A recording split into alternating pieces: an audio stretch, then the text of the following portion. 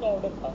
शेख हसीना के खिलाफ ये प्रोटेस्ट क्यों हो रहे हैं? सुप्रीम कोर्ट में मामला पेंडिंग है, तो स्टूडेंट शेख हसीना को दोषी क्यों बता रहे हैं? ये इसलिए कि पुलिस से लेकर सुप्रीम कोर्ट तक सब कुछ शेख हसीना के इशारों पर चलता है बांग्लादेश में। और ये समझना बहुत जरूरी है कि बांग्लादेश में किस तरीके का एक डिक्टेटोरियल रूल चल रहा है। जनवरी 2024 में शेख हसीना को बांग्लादेश के इलेक्शन में एक हिस्टोरिक जीत मिली, लेकिन वो हिस्टोरिक क्या था? वो इलेक्शन ही नहीं था। इलेक्शन में सिर्फ और सिर्फ शेख हसीना की आवामी लीग ने कंटेस्ट किया, ऑपोजिशन पार्टी शामिल ही नहीं हुई। Too much fakery going on. और ये जानी मानी एक global anti corruption organisation Transparency International कहना है कि ये इलेक्शन जो बांग्लादेश में हुए वो वन साइडेड थे, वो फर्जी थे। शेख हसीना की गोदी इलेक्शन कमीशन ने voter list, old schedule constitution delimitation उनके फेवर में किया। गोदी जुडिशरी ने इलेक्शंस के पहले कुछ महीने पहले 1500 से ज्यादा ऑपोजिशन लीडर्स को कन्विक्ट किया। साइबर सिक्योरिटी एक्ट के जरिए सरकार ने इंडिपेंडेंट मीडिया आउटलेट्स को चुप कराने की कोशिश की, जर्नलिस्ट को जेल में डाला। यहां तक कि नोबेल लॉरियट यूनिस मोहम्मद, जिनकी माइक्रो फाइनेंसिंग मॉडल के चलते बांग्लादेश में एक इकोनॉमिक मिरेकल आया था, उन पर भी शेख हसीना की सरकार केस पर केस करती रही। ये फॉर्मूला शायद आपने कहीं सुना भी होगा।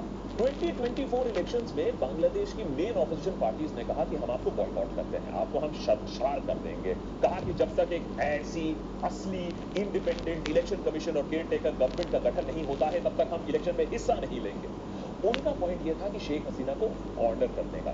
शेख हसीना में अलग ही फकीरी है। उन्होंने कहा कोई बात नहीं, हम बिना ऑपोजिशन ही इलेक्शन करवा देते हैं, कोई जरूरत नहीं है, ऑपोजिशन मुक्त बांग्लादेश।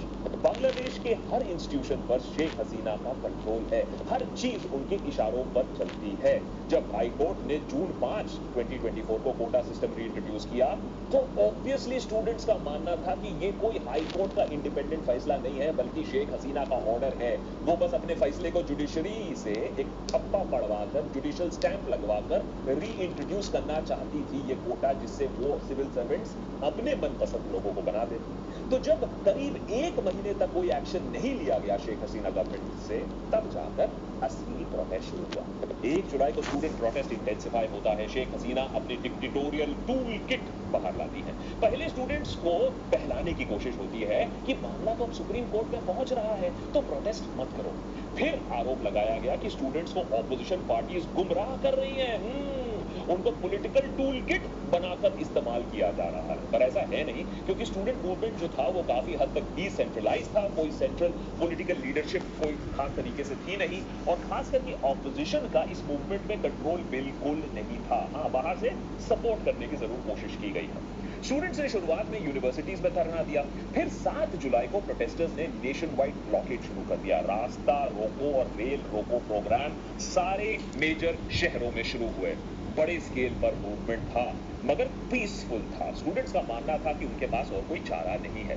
इस प्रेशर के चलते सुप्रीम कोर्ट के एपेलेट बेंच ने हाई कोर्ट के इस कंट्रोवर्शियल जजमेंट पे स्टे लगा दिया, और 7 अगस्त को, काफी टाइम बाद 7 अगस्त को सुप्रीम कोर्ट